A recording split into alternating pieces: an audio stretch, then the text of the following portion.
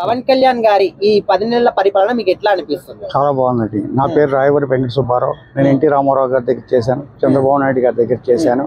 పవన్ కళ్యాణ్ గారు అసలు కూటమిలోకి రావడమే ఒక ప్లస్ పాయింట్. వారు వచ్చిన తర్వాతే ఈ విజయం లభించింది. అటు బీజేపీని ఒప్పించారు. ఒక టైంలో అసలు తెలుగుదేశం పార్టీ బీజేపీ వ్యతిరేకంగా ఉన్న టైంలో పవన్ కళ్యాణ్ గారి పాత్ర చాలా ఎక్కువగా ఉంది. వారు ఢిల్లీ వెళ్ళి అమిత్ షా గారితో, మన వీరితోటి, అందరితోటి, ప్రైమ్ మినిస్టర్ గారితో, మోడీ గారితో అందరితో మాట్లాడి సంప్రదించి ఇప్పుడు చాలా బాగుంది, మనం కలిసి పనిచేద్దామని చెప్పి పవన్ కళ్యాణ్ గారు వారందరినీ ఒప్పించి చేశారు. ఈ కూటమి ప్రభుత్వం ఏర్పడడం మూలాని వీళ్ళకి వైసీపీ వాళ్ళ గుండెల్లో గుబులు పెట్టుకుంది.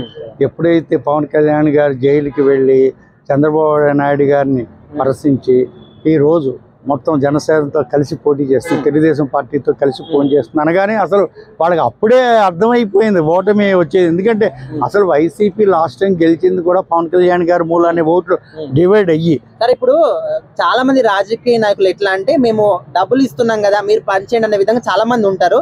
కాకపోతే ఈయన అట్లా కాకుండా అది గిరిజన ప్రాంతాలు కావచ్చు, మారుమూల ప్రాంతాలు కావచ్చు, కొండ ప్రాంతాలు కావచ్చు, ఎక్కడికైనా వెళ్ళి స్వయంగా పనులు చేయిస్తున్నాడు.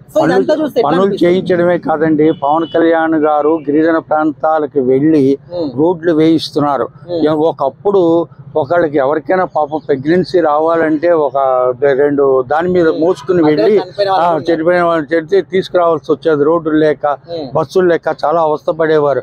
ఎక్కడ మన ఆ ప్రాంతంలో, మన విశాఖపట్నం దగ్గర ఏజెన్సీ ప్రాంతాలు ఉంటాయి కదా, అవన్నీ ఇప్పుడు పవన్ కళ్యాణ్ గారు వాటికన్నింటికి వెళ్ళి లాస్ట్ టైం కూడా వెళ్ళి నేను నెలకి 2 నెలలకు ఒకసారి వచ్చి కూడా విజిట్ చేస్తాను అని చెప్పి వారు ఒక దీక్ష కంకణం కట్టుకుని ఎన్నో విధాల బాలింతలకేంటి వీళ్ళకేంటి ఎంతో మంది, ఒక అల్లూరి సీతారామరాజు ఆ రోజు ఎలాగైతే ఒక ఏజెన్సీ ప్రాంతాన్ని దత్తత తీసుకుని అలాగే వీరు కూడా దత్తత తీసుకుని ఇప్పుడు పవన్ కళ్యాణ్ గారు కూడా ఒక విధంగా చెప్పాలంటే ఆయన కూడా ఒక అల్లూరి సీతారామరాజు అని చెప్పాలి.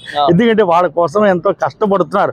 ఆయన ఎన్నో ఇవి వదులుకుని మంచి రైజ్ లో ఉన్నారు. మనకు తెలుసు కదా వారి హిట్స్ అన్ని, గబ్బర్ సింగ్ ఏంటి, అత్తారింటి దారేంటి, ఇవేంటి, సాబ్ ఏంటి, అన్నీ కూడా ఎన్నో హిట్ ఫీచర్స్. అంత ఆదాయం వదులుకుని రాజకీయాల్లోకి వచ్చి ప్రజల కోసమే వచ్చారు.